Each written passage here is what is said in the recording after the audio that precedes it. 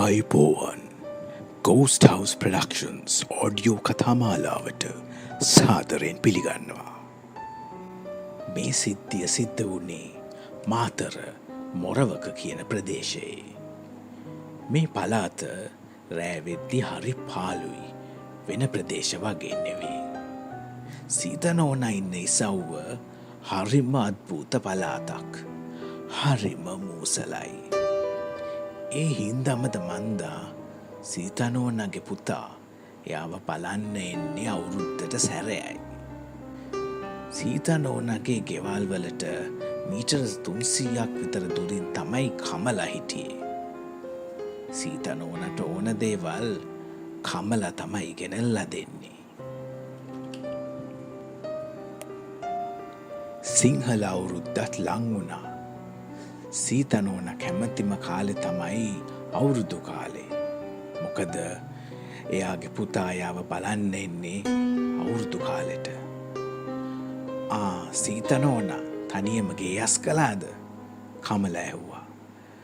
ඔව් ළමයෝ, අපේ පුතයි ලේලි මුණුබුරයි අද හෙටම එනවනේ අවුරුද්දට.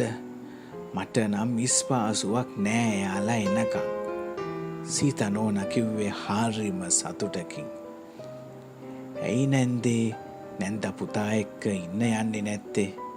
කමලා ඇහුවා. සීතනෝන ඒ ප්‍රශ්නෙට උත්තර දෙන්න බැරුව අසරණ වුණා. හැබැයි කමලා දන්නවා එයාගේ පුතා අම්මව කොළඹ ගෙනියන්න කැමති නෑ කියලා. මොකද සීතනෝනට සාපයක් වැදිලා තියෙන්නේ. ඒක දිග කතාවක්. කෙටියෙන්ම කියනවා නම් සීතනෝනගේ මහත්තයා තමයි සරණපාල ගුරුන්නාන්සේ. මේ සරණපාල ගුරුන්නාන්සේ කරපු ගුරුකමක් වැරදිලා තමයි උන් දැන් මලේ. ඒ විතරක් නෙවේ, ඒකේ සාපේ වැදුනේ සීතනෝනට. දවස් කීපයකට පස්සේ අම්මා කොහොමද මෙහෙ ආවේ? අම්මා කොහොමද ගේ හොයාගත්තේ? සීතනෝනගේ පුතා අරුම පුදුමයෙන් වගේ ඇහුවා.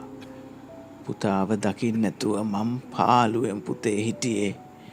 ඉතින් මං ආවා මගේ පුතාව බලන්න, සීතනෝන කිව්වා. මේ සිදුවීම ප්‍රහෙලිකාවක් වුණත් අම්මව මෙහෙම දකින්න ලැබුණ සතුට නිසා අනුර ඒ ගැන වැඩිය හිතුවේ නෑ.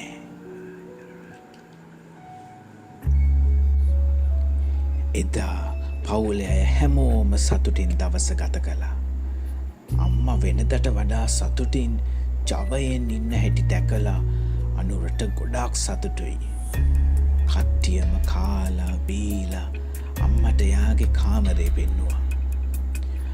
අනේ පුතේ, මට මේකේ තනියම නිදාගන්න මොකද්ද වගේ අම්මා කිව්වා. වාසනා, ඔයා එහෙනම් අම්මා එක්ක මේ කාමරේ ඉන්න අදට, අනුරයාගේ නෝනට කිව්වා. පාන්දර 2ට විතර අනුරට කෙදිරි ගාන සද්දයක් ඇරුණා. කාමරේ ලයිට් එක දාලා බලද්දී වාසනා කාමරේ හිටියේ නෑ. වාසනා අම්මා එක්කනේ නිදාගත්තේ. අනුරට මතක් වුණා. මොකද්ද ඒ කෙදිරියක් මට ඇහෙන්නේ? අනුර පහලට ගියා ඒ කෙදිරිය ඇහෙන දිහාවට. එන්නම කෙදිරිය වැඩි වුණා. ඒ කෙදිරිය ඇහෙන්නේ අම්මා ඉන්න කාමරෙන්. අනුර දුවගෙන ගියා කාමරේට. අම්මේ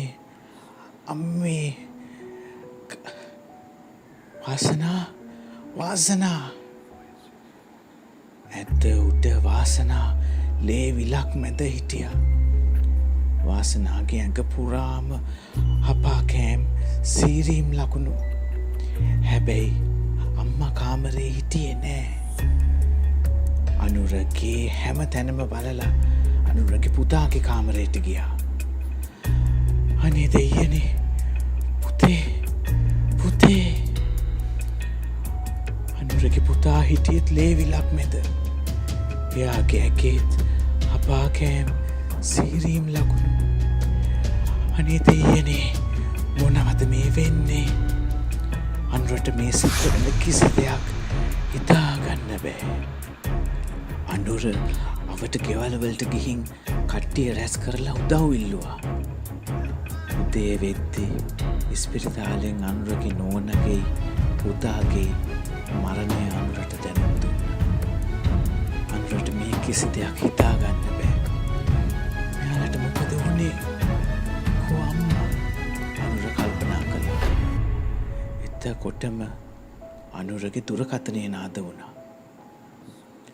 හෙලෝ, මේ අනුර පුතාද?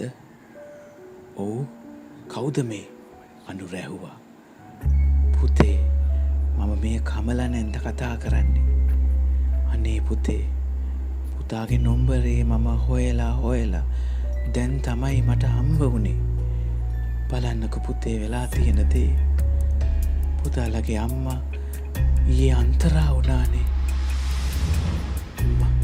මොනවා? ඕ පුතේ, මත්තේ වැටට එහායින් වැටිලා හිටියේ. කොහේ හරි යන්න හොද්දට ඇද පැළඳගෙන බෑග් එකකුත් අතේ තියාගෙන හිටියේ. මං එද්දිත් අම්මා අන්තරා වෙලා හිටියේ පුතේ. කමල කනටුවෙන් කිව්වා. මොනවා? එතකොට අම්මා ඊයේ අනුර ගොළු වුණා. සිතට වුණා. සරණ බාල ගුරුන් වහන්සේගේ මොනවා? එයාට සාපයක් ඇතිවෙන්නේ. ගෙදර සීමාවෙන් මෙහාට අඩියක් හරි දිදිවොත් සීතන් නෝනාට වෙන්නේ මරණය. ඒක සීතන් නෝනා දැනගෙන හිටියේ නෑ. හැබැයි අනුර දැනගෙන හිටියා. ඒත් අනුරගේ නෝනයි දරුවයි මැරුණේ ඇයි? එයාලා මැරුණේ කොහොමද?